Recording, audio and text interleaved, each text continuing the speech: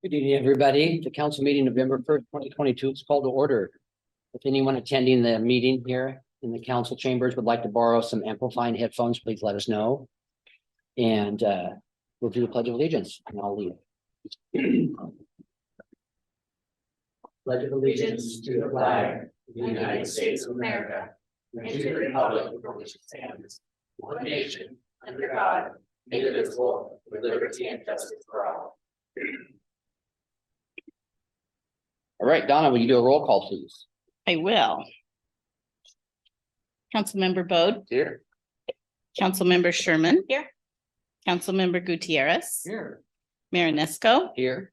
Deputy Mayor Schmidt. Here. Councilmember McDowell is absent this evening. So we have Councilmember Peterson. Here. Thank you. Thank you, Donna. Does the council have any late changes to the agenda? Or the city manager? All right. Do we have any council? Excuse me, Mr. Mayor. Sorry. Could we have a motion to excuse the absence of Oh, yes. Councilmember May we have McDowell? a motion? I move to excuse Councilmember Catherine McDowell from this evening's meeting. Second. Okay, there's a motion and a second to excuse Councilmember McDowell. All in favor, say aye. Aye. Opposed? Motion carries. Does the council have any board reports to share? All right. Councilmember Peterson. Hold a sec here. So on October 21st, I attended the PRTPO meeting, which is Peninsula Regional Transportation Project Organization meeting, executive board. We do have Ken Gill from our staff on the technical advisory committee as well. And at the executive board, we discussed a number of things, including the regional transportation plan, which was approved for 23 to 28, a new human services transportation plan and new mapping features on that website. We also spent quite a bit of time discussing the consolidated grants process, which applications have already been sent into WashDOT, and then PRTPO will weigh in on what fits best with the regional plans, and rank those and submitting back to WashDOT. So those were a few of the things we discussed at the meeting. Bless you. There's also been some conversation about electrification and transportation systems grants. And Squaxin Island Tribe is working on that in partnership with Skokomish Tribe, Mason Transit, Mason County, and Port of Allen, along with PUDs 1 and 3. So there may be some opportunities for the city to get involved if that is appropriate. And so those are all things we're looking at before the next meeting in December. Thank you. Are there any reports or comments? All right. Has everyone reviewed the items in the consent agenda? All right. Do we have a motion to approve an agenda as published? So moved. Second. All right. We have a motion and a second to approve the consent agenda as published. All in favor, say aye. Aye. Opposed? Motion carries. So tonight we have some presentations and we're going to skip our first one because they are not here yet. So we're going to move to Tanya Fraser. She's going to present for the Shelton Mason County Chamber third quarter LTAC report, Lodging Tax Advisory Committee. Hello. Thanks for having me. My name is Tanya Fraser, and I am the current chair of the Shelton Mason County Chamber of Commerce. Oh, I have the clicker. Ha, We can take it away if you'd like. probably should. Okay, the total number of visitors served in Q3 of 2022 has increased by 22.7% compared to the same period last year, which is an increase of over 10% from the same period in 2019, which would be pre-pandemic. Phone calls during Q3 increased over the 2021 count and have been on an upward trend. The quantity of maps and recreational passes increased substantially in 2021 and met or exceeded pandemic sales, pre-pandemic sales. Memorabilia has proven to be very popular, which was added in June of 2021. In Q3, nearly 400 retail items were sold, which included things like t-shirts, backpacks, pens, fun stuff like that.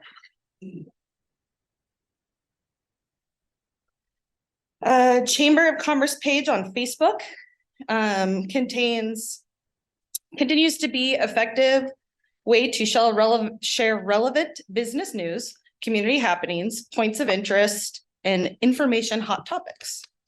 It shows the total of 177,000 reached.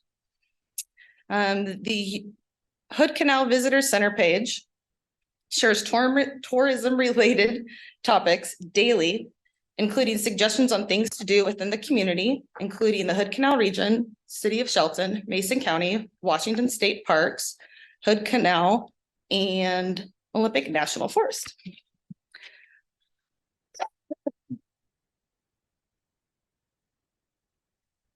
This also shows that the Google page has an uptick, as well as the installation of the buzzer system in the caboose, which means that visitors can hit the little button and they can be opened and let in from the chamber office now.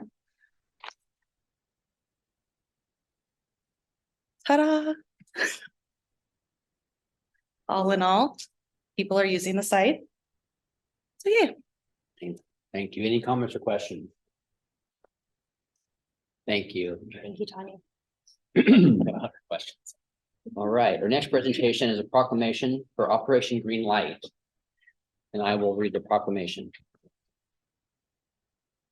Whereas the residents of the city of Shelton have great respect and admiration and the utmost gratitude for all the men and women who have selflessly served in our country and this community in the armed forces. And whereas the contributions and sacrifice of men and women who served in the armed forces have been vital in maintaining the freedoms and the way of life enjoyed by our citizens. And whereas the city of Shelton seeks to honor these individuals who paid the high price for freedom by placing themselves in harm's way for the good of all. And whereas veterans continue to serve our community in the American Legion, Veterans of Foreign Wars, religious and civil service groups. And whereas approximately 200,000 service members transition to civilian communities annually. And whereas an estimated 20% increase of service members will transition to civilian life in the near future. And whereas studies indicate that 44-72% of service members experiencing high levels of stress during transition from military to civilian life. And whereas active military service members transitioning from military service are high risk of suicide during their first year after military service. And whereas the city of Shelton appreciates the sacrifice of our United States military personnel and believes specific recognition should be granted, therefore be it resolved with designation of green light for veterans, the city of Shelton hereby declares November 7th through the 11th as time to salute and honor the service and sacrifice of our men and women in uniform transitioning from active service. Therefore be it further resolved that observance of Operation Green Light, the city of Shelton encourages its citizens in patriotic tradition to recognize the importance of honoring all those who made the immeasurable sacrifice to prevent freedom by displaying a green light in the window of their place of business or residence. I will be signing this today. Right. So, and we still don't have, so we will remove from our agenda item D, the Mason County Historical Society Museum's third quarter LTAC report. And move it to the November 15th meeting. And we'll reschedule that for our next meeting. Move it to the November 15th meeting. Need a motion for that? Okay. So that's your presentations. All right, it is now time for members of the public are invited to make public comment on any topic that is not listed on the agenda. Donna, do we have anybody interested in making public comment tonight? Yes, we do, Mr. Mayor. We have Dean Jewett, but Dean, you signed up on SMPD, but I assume you want to talk now. Is that right? I can stay. Sorry. Yeah. And then, Mr. Mayor, we also have some via Zoom as well. So Dean Jewett, lifetime Mason County member. Appreciate the ability to be here. I wanted to go over and kind of state some codes and some ordinances that everybody has accessibility to. Super easy to find. I know we have a study session coming up real soon at the request of one of the council people here. We have a code 8.74 that deals with public camping. We have code 8.32 that states about open burning. We got 8.24 that discusses littering. We got 8.68 that talks about some park regulations. We have an 8.70 that talks about nuisances. We got a whole Title IX that deals with a lot of these things. I would implore you all, if you haven't looked through these, to open them up, take a look, familiarize yourself with what you're going to be discussing at this next study session. Be informed. I would ask Jeff, our city manager, who is very diligent and thorough on finding information on the internet that's useful information. And I applaud him for that. I would implore you to please find that and get that information out so that you guys cannot just come into the study session blind without understanding what's happening and what's going on in our community. And I know you're not, because I obviously am starting to send emails and pictures, which I'll continue to for your benefit, whether you reply or not. Jeff, I applaud you for replying. I appreciate it. I'm going to give you my citizen board report, just like you guys do. Some of the things that I've noticed and some of the things that I've done just recently.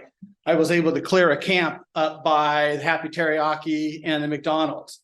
I'll be going there tomorrow or the next day to clear another one. These are blights in our community. They're environmental concerns. I took a whole pickup truck up, load up to the dump. So I've also rescued several more shopping carts and identified several more. I'm not sure if you guys have seen it, but Aberdeen has passed an ordinance, and one of their stores has put the locks on their cart systems. So I'm not sure, did any of members of council or the city manager have conversations with these stores? You know, we have a shopping cart ordinance in Federal Way. That's a good ordinance. We don't need to reinvent the wheel. Let's take what's working in some of these other communities and use them. Right now, I think there's probably 6 or 8 homeless carts just running around town right now. How do you think the garbage gets transported all over town with these carts? So let's open up. Let's do something about it. You guys have the ability. You guys are the dog. Do not let the tail wag the dog. You guys set the policies. You guys have those conversations. You guys have that ability. Thank you. Thank you. And Mr. Mayor, we have Athena Ayers via Zoom. Hello, everyone. Thank you for allowing me to be here via Zoom this evening. I wanted to be there in person. This was just a little bit more convenient for me today. I also have some super useful and helpful information I found on the internet. Also very easy to find. I would like to speak directly towards our housing crisis in the city of Shelton, Mason County as a whole, generally speaking. Some of the information that I have here today dates back to a decade ago, starting with the Poverty Task Force report that was sent out at the beginning of our homelessness task force meeting. A lot of the recommendations in this report from a decade ago, or almost a decade ago, talk about things, and I'm paraphrasing for the sake of time, but talk about things like increasing access to housing and public bathrooms and updated website on the city page. A lot of the same things that we talked about in the homelessness task force. I also have the 5-year housing and homeless strategy for Mason County, developed by the Mason County Housing Coalition. Also talking about goal number 3 was to increase and maintain the supply and access to affordable housing. We don't have any affordable housing, or at least new developments of affordable housing in the city of Shelton.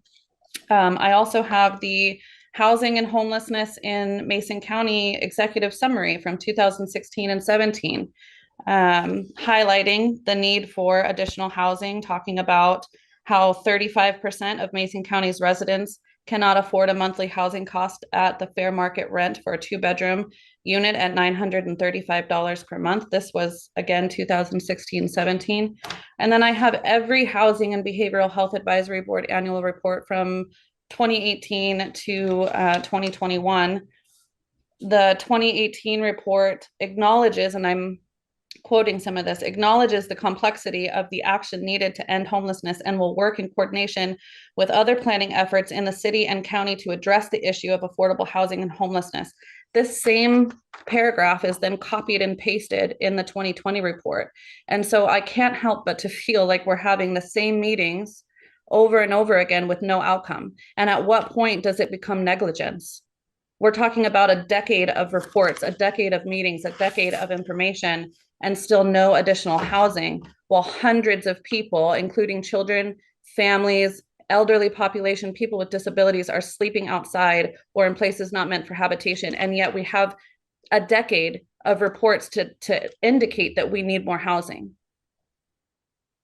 We need to do something about this, and that is also your responsibility. Thank you. Thank you. That's all for now, Mr. Mayor. All right. We're recessing from a regular meeting to open a public hearing. Finance Director Mike Githens has information for us regarding 2023 preliminary budget.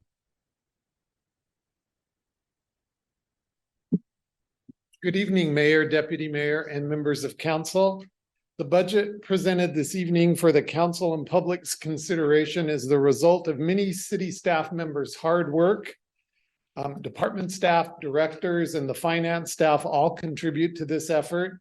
And I thank everyone for their diligent work to develop a budget that works to continue to provide the full range of municipal services to our citizens. Everyone involved sharpened their pencils to make certain that what we're presenting to you and our citizens is making the most of limited dollars, and any increases are being applied strategically. With that in mind, the budget is developed concentrating on City Council's strategic goals of clearly define the future, community safety, and engage the community. A few highlights from the budget, but I can't find, is the clicker here? You're on the table. Oh, there. Moment of panic. Okay, that's the worst that happens. All right, so the lengthy document that is presented, I'm going to start with a highlight. It begins with a letter to you as council and our citizens from City Manager Knighton. The letter serves to highlight the challenging environment we're living in today with month-over-month high inflation and increased demand on city services with little revenue growth.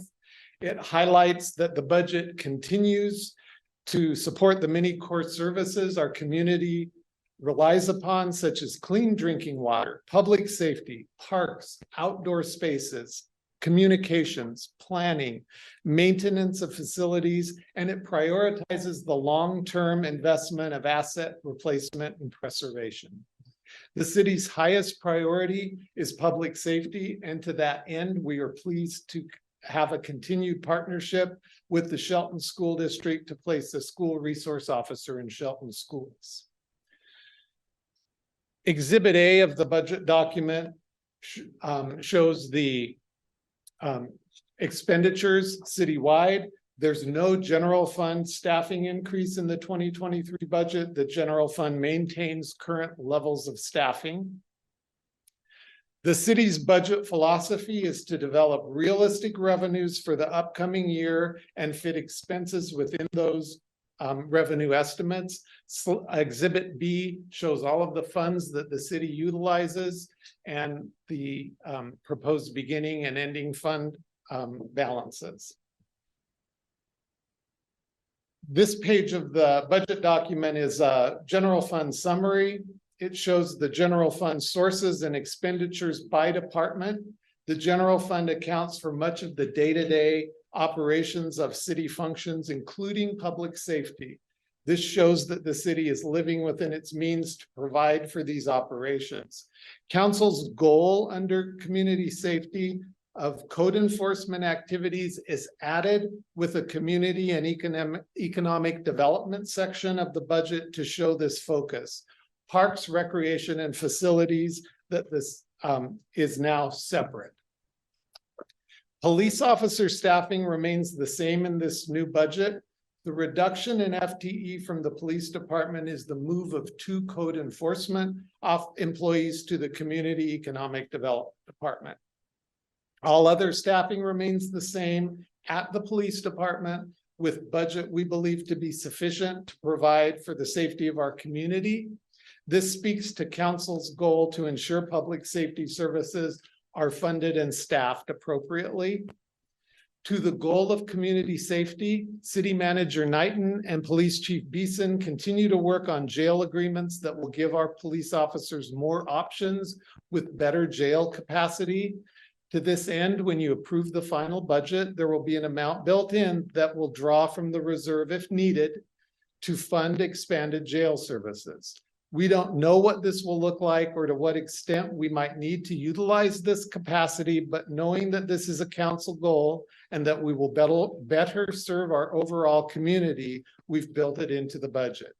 We will communicate with you regularly as the year commences so that you know exactly what's happening, both with the contracts for jail services and where our spending goes.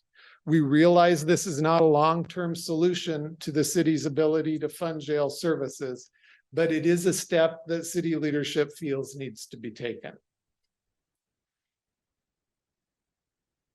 This slide shows the proposed revenue budget. The overall decrease in revenue is due to the lapse of ARPA funding. And I wanted to point that out on this page of the budget. I've called out this slide to draw attention to the street fund. The general fund is continuing to support the street fund in 2023. And I point this out because the street fund provides vital services, but the support from the general fund continues to weigh heavily on other general fund uses. The street fund has large responsibilities for the administration and maintenance of our streets. I'll point out all the functions of this fund that you'll see listed here, from snow and ice control to street cleaning to street lighting and maintenance. This slide summarizes our capital resources related to the Transportation Benefit District. The fund was created back in 2019 through council action to account for special revenues, and to summarize what will be occurring through this fund, I share this slide. You can see the proposed budget highlights to fund in part the projects listed there. This illustrates examples of the many projects and hard work that will be undertaken in 2023. And to highlight a couple of other things here from the transportation impact fee, this represents another of the special revenue funds created in 2019 and shows the transfer out to pay in part for intersection signal upgrades. This is something important to citizens, and it is included in the 2023 budget. This is a highlight of the Water Capital Fund. This fund shows where the city accounts for water capital projects. Potential funding includes state and federal grants, some debt financing, as well as transfers into the fund. We're pleased to be continuing the automated meter infrastructure project and the other projects listed to keep our water supply and services as up to date as possible within our means. The Sewer Capital Fund is similar to the Water Capital Fund in its organization. The Sewer Capital Fund allows the city to track resources to ensure that we cover the cost of each project and to ensure that total project expenses don't exceed budget authority. You can see the highlight of projects that Public Works has carefully planned to keep our sewer infrastructure maintained.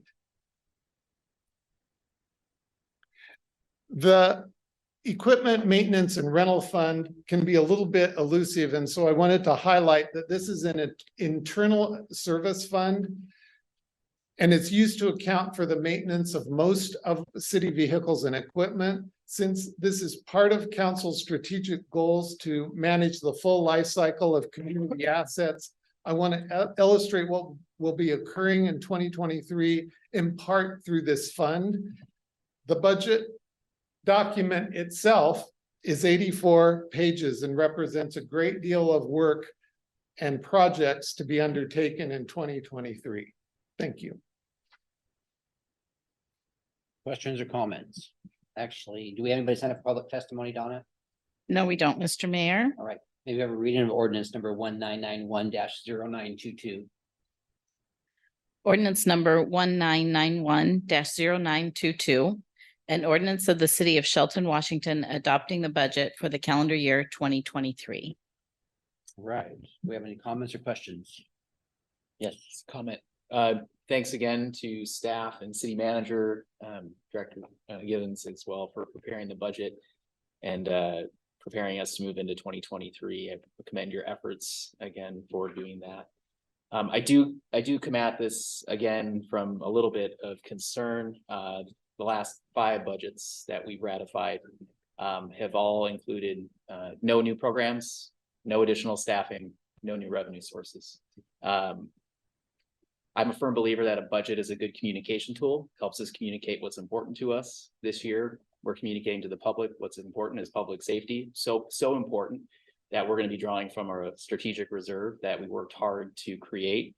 From a financial standpoint, we were pretty adamant coming in as the new council in 2019 that we do a better job of putting money in the bank, so to speak, to be prepared for those days where we're going to need it the most.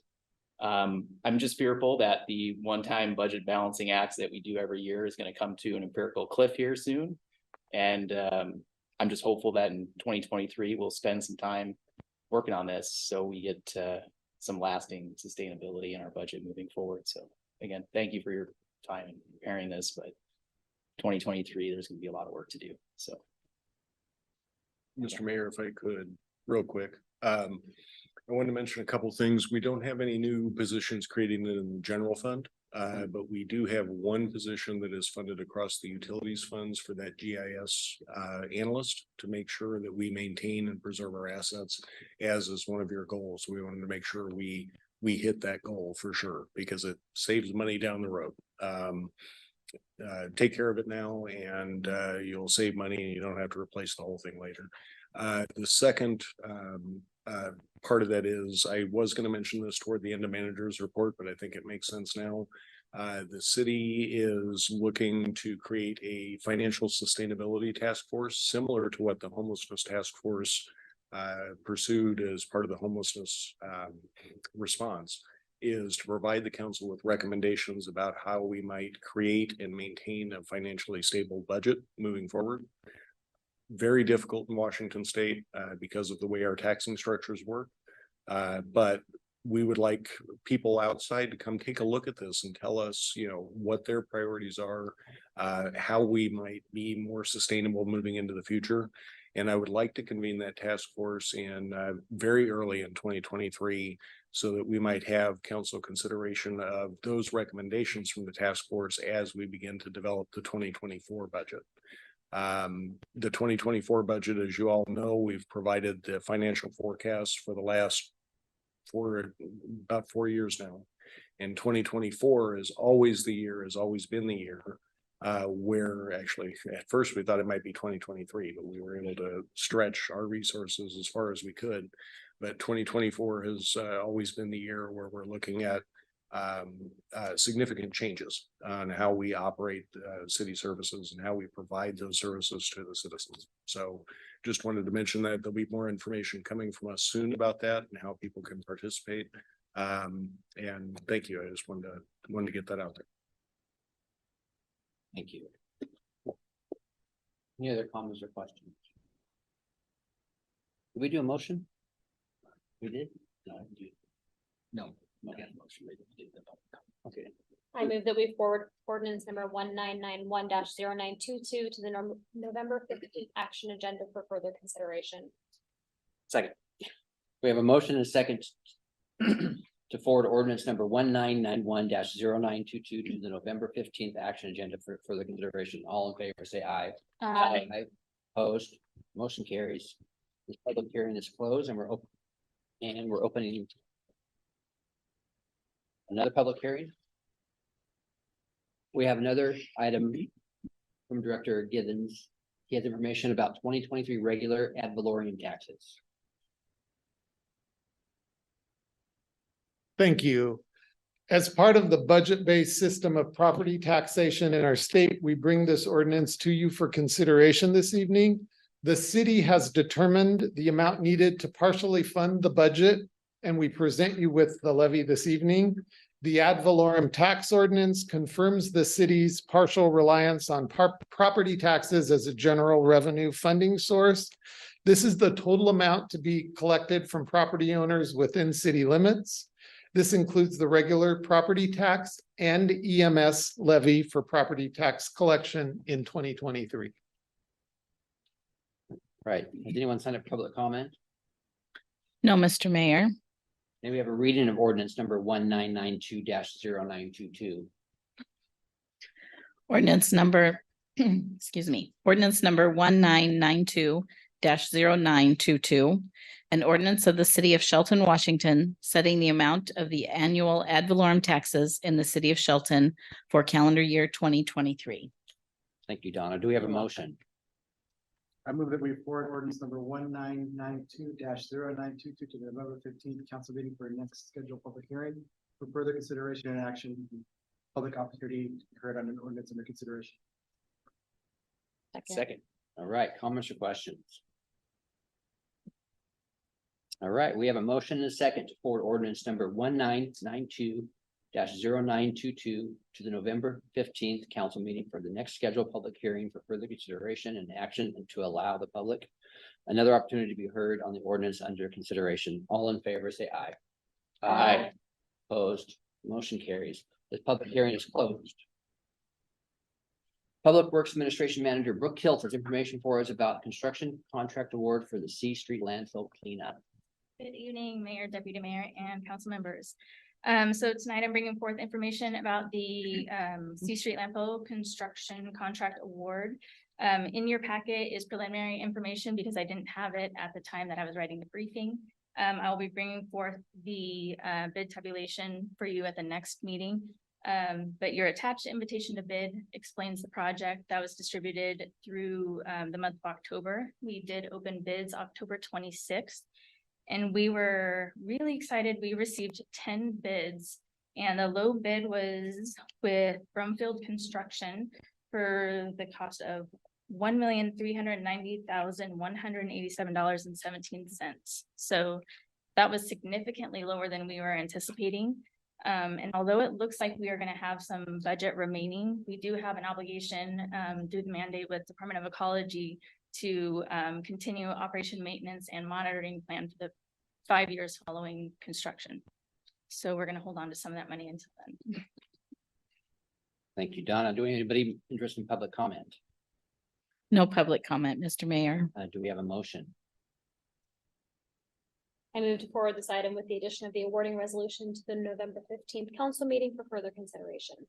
Second. So Chair, Yep. Oh, I didn't even. or Councilmember, sure. All right, comments or questions? Great. Long time coming. Thank you for all the hard work, everybody. That's been working on that project. All right. We have a motion and a second to forward this item to the action agenda for the council meeting November 15th. All in favor, say aye. Opposed, motion carries. All right, City Engineer Ken Gill has information for us about stormwater regulation. Good evening, council. Hope you had a great Halloween. This is a continuation of the Kenny Oberg's efforts on the 18th. So I'm gonna sit down real quick and let him finish this topic. Good evening, Mayor, Deputy Mayor, and council members. To follow up with some questions that came up on the last presentation of this. Councilmember Schmidt was concerned about the city's ultimate liability with long-lasting or long-going out of compliance sites in terms of the business source control inspection program. I have reached out to our permit coordinator through ecology. Unfortunately, she has been out of the office and has not yet got back to me. So when she does, I will let you all know exactly what comes out of that.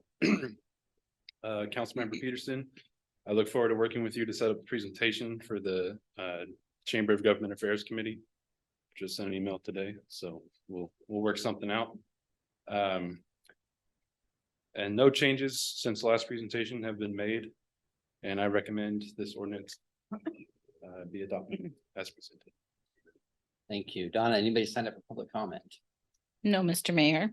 May we have a reading of ordinance number 1993-0922? Ordinance number 1993-0922. An ordinance of the city of Shelton, Washington, amending chapter 13.02 of the Shelton Municipal Code related to stormwater regulation. Thank you. Do we have a motion? I move to adopt ordinance number 1993-0922 as presented. Second. All right, comments or questions? Appreciate the follow-up. Thank you. We have a motion and a second to adopt ordinance number 1993-0922 as presented. All in favor, say aye. Opposed, motion carries. We are getting through this way faster than I thought. It's just gonna say, sorry, Mr. Mayor, it's time for manager's report. Yes. Thank you. I was gonna say, I didn't think we'd be over until about 7:20, so I got a whole bunch of things to say.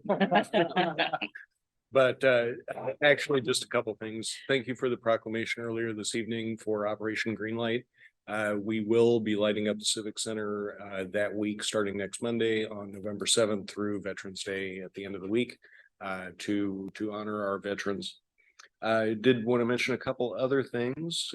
First, the event on Friday, the spectacular event downtown, was packed and the weather was great. It was a lot of fun. I had a good time dodging all the kids running around looking for candy. So that was great. We did host Senator Cantwell and Representative Kilmer on Friday to discuss opportunities for recompete legislation, which is targeted for communities such as ours that will allow us to create job opportunities in areas that are a little bit less expensive for companies to relocate to and provide jobs to the community, but we need the infrastructure to be able to do that, specifically water and sewer, actually in our case, sewer, where we're looking at sanitary sewer services.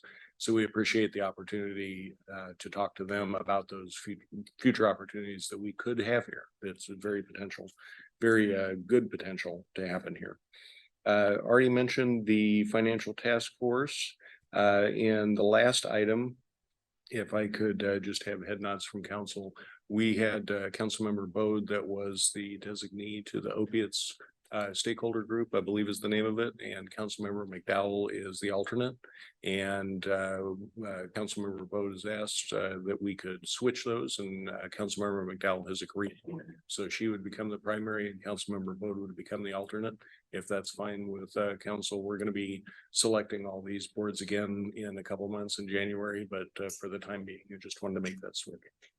Okay. And lastly, let's see, looking ahead on Friday coming up, you will have your joint meeting with the Board of County Commissioners. And we'll meet on Friday morning and discuss several topics that we've all provided the agenda for, public safety being a big one, as we talked about tonight with your 2023 budget. And then on the 8th, you'll have an extremely exciting study session talking about land use regulations. It gets me all giddy. You guys are gonna have a great time. And then on the 15th, of course, we'll be doing a similar meeting to this one with the Shelton Metropolitan Parks District adoption of their budget or consideration of adoption of their budget, along with consideration for adoption of the city's budget and several other items, including the Civic Center rotating art gallery that will be coming up on your next meeting. And I did want to mention now, and we'll continue to mention, December 27th is a day scheduled for a study session. We'll go ahead and ask if you're comfortable with canceling that study session tonight. And if everybody's comfortable with that, a couple of days after the holiday. We are also likely to cancel the council meeting on December 20th and immediately before the Christmas holiday. But I don't want to formally cancel that unless we have an emergency where council needs to get together to meet. But that is something that's been past practice that we do just about every year. So we will likely do that again, but we'll hold it open for now just in case. And with that, that's all I have. I'm happy to answer any questions. Comments or questions for the city manager?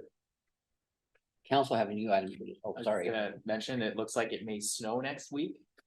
And Somebody I think it informed might me be of that. good luck if we put a snowplow on something just to prevent that from happening, but just to asked to help us remind the public of priority plow routes and every winter preparedness type items would be helpful. We've done it. We were talking about that earlier today in regards to the budget, because as soon as we put the de-icer down and it rains and washes all that away, our road supervisor, Mr. Alba, gets a tear in his eye. But we are planning for that. All right. I would like to mention that it is getting colder out there, and if there is any money or any resources left that we can help with our recommendations from the homelessness council, that we should do that. We don't want to have any more deaths or loss of limbs from exposure. And there have been several, and I was admonished for saying that I was being hysterical, but no, people are dying on the streets and people are being exposed. So just want to let people know that if there's anything left, that we need to step up and do something that we said we were going to do for the past 10 years, and that we reiterated we're going to do again last month. So we should do this and consider the timing and the coldness and the freezing temperatures and the people. Thank you. All right. Any other comments or questions? All right. Our next council meeting will be Tuesday, November 15th at 6 p.m. We also have a study session on Tuesday, November 8th at 6 p.m. This meeting is adjourned at 6:41 p.m.